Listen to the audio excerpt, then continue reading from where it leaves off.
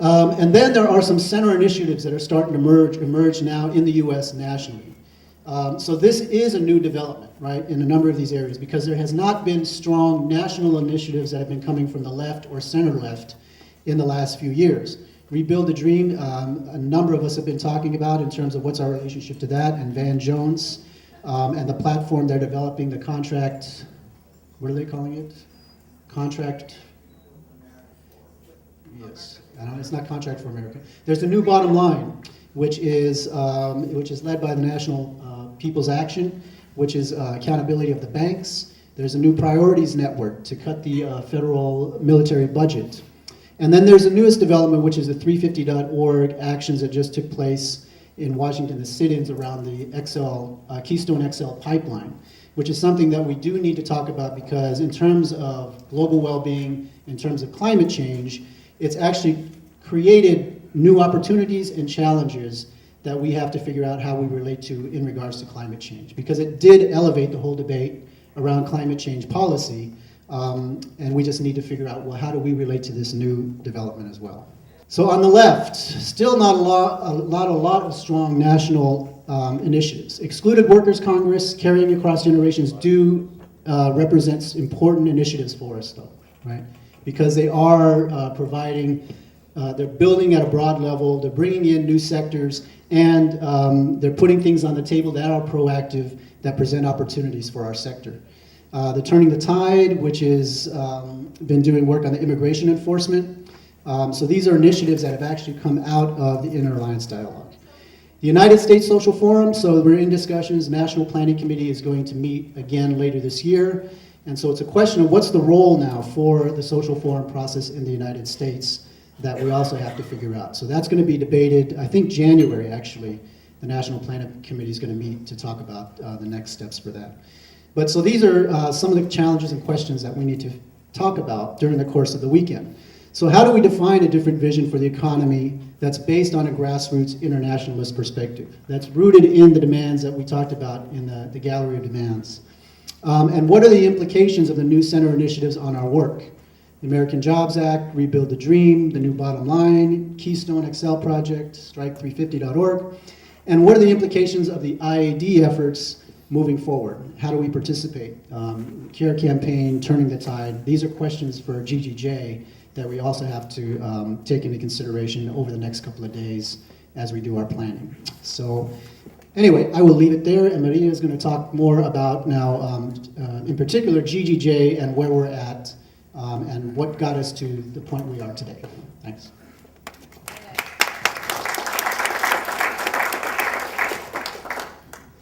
That was good. That was a lot of information. If you're like me, you're still absorbing it. Why don't we do a little pair share to process this a little bit, and to thinking about especially the last slide where it was like, and where's the left? GGJ is all up in there, right? The Social Forum, the artist formerly known as the Inner Alliance Dialogue, now known as Unity. GGJ has helped to make those things happen. It's part of what brought us here, is that convener role that GGJ plays, the social movement left nexus kind of place. So let's have a little conversation about what are your hopes for GGJ moving forward, and what brings you to GGJ? Why does GGJ make a difference? Given all this, we all have a lot that we're working on in our cities, in our states, a lot of stuff that we're working on, but we make the time to be part of GGJ for good reasons. So let's talk about those. Why we're in GGJ, what we get out of it, and what we hope for GGJ. Mm-hmm.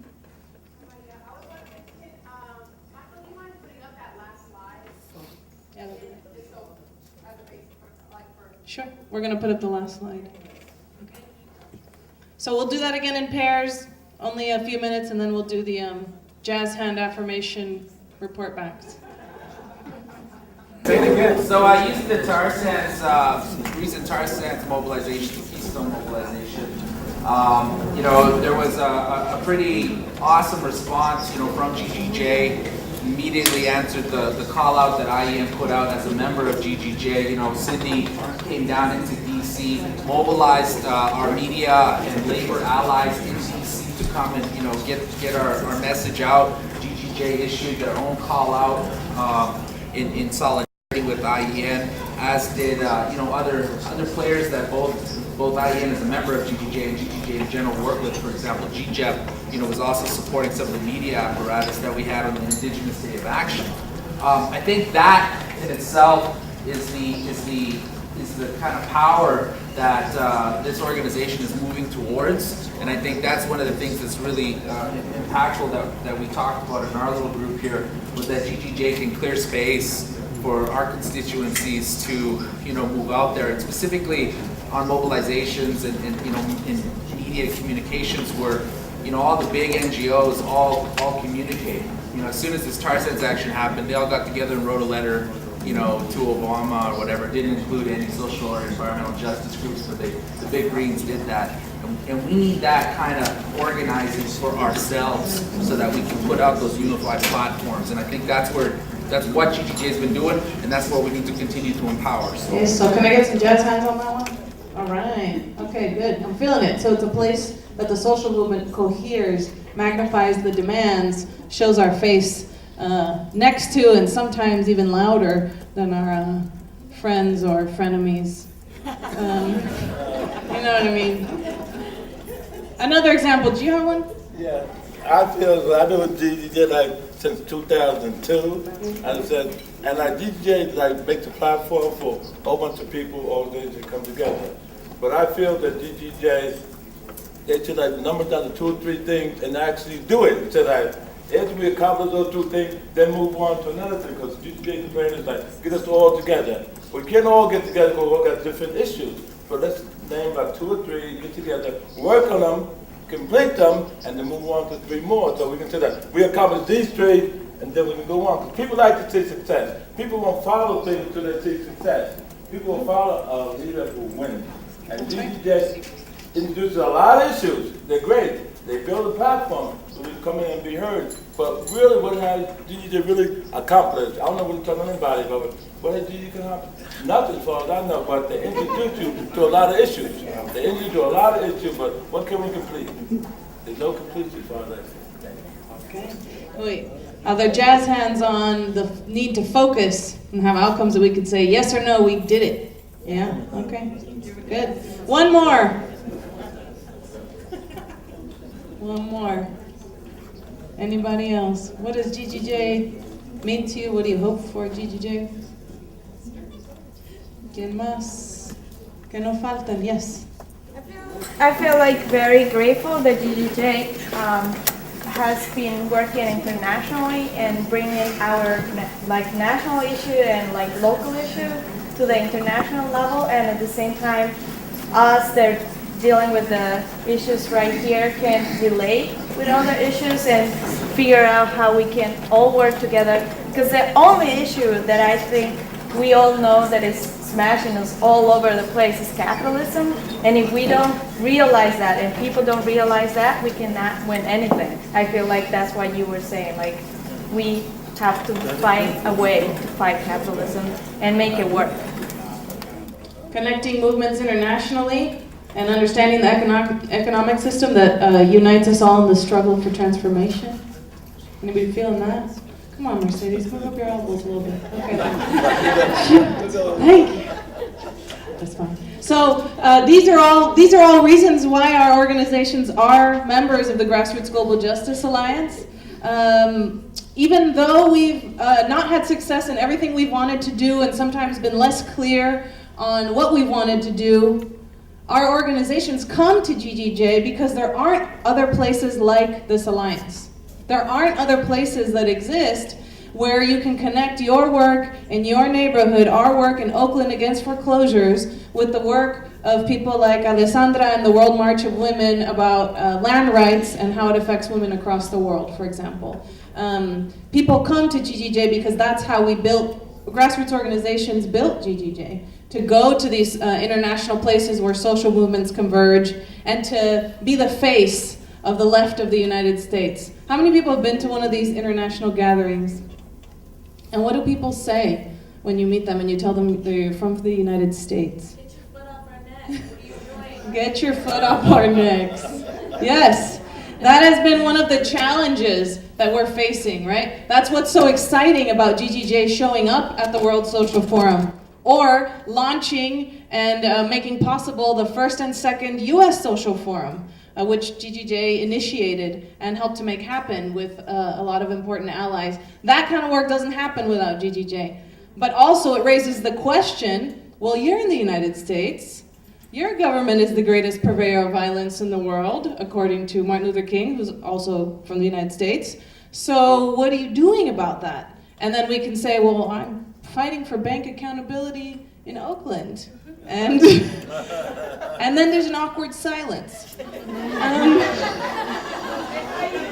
Actually, and then most of the time people say, I have heard about the foreclosure crisis, and that's an important thing. And what are you doing about your government and what it's doing to our countries?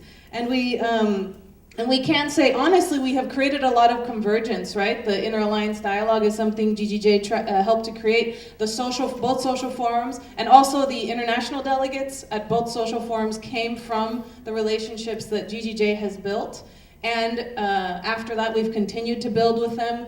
We've represented on a lot of the important climate justice interventions. GGJ has been there. On a lot of the trade agreement questions, GGJ has been there, and kind of showing that not everybody in the United States is happy with what the United States is doing. But that's different than knowing what we're doing here.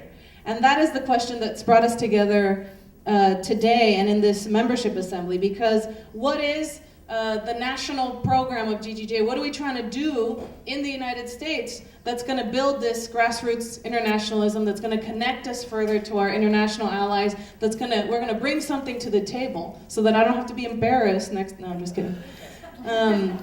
So that we can actually engage in a conversation about joint struggle with our allies in the global south, not just the broad vision that we share, although that was a huge first step. We couldn't have gotten here without first being there. What do we agree about? How do we view capitalism? How do we view racism? What do we want to do about those problems in our communities?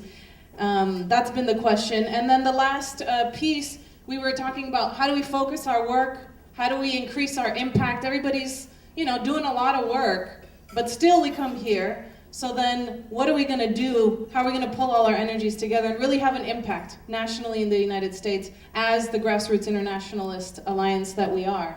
And a part of that question that is a little bit more internal is how do we deepen member engagement? How do most of the members in our organization know what GGJ is, what the ideas that bring GGJ together are, what the vision is, and then how do more people in our organizations get involved in the work of GGJ? Because a lot of us have talked about, well, there's a few people that love GGJ, wear the t-shirt, know the chants at our organization, and then there's others that go, oh, they're going to some conference and it's in fill-in-the-blank city, right? We want to move past the idea that GGJ is a place of meetings and actually towards a broader convergence among all our memberships so that our organizations can make that greater impact. Because it's not just going to be about saying we're going to focus on this, it's also going to be about engaging, deepening the engagement of the membership. Can I get some jazz hands on that one? Okay, good. Well, we're going to talk more about that when we talk about the proposal that everybody has read, memorized, and thoroughly, critically engaged with, right? Good. So can we get it up for Maria and Michael? Eminem! All right. You're always the best.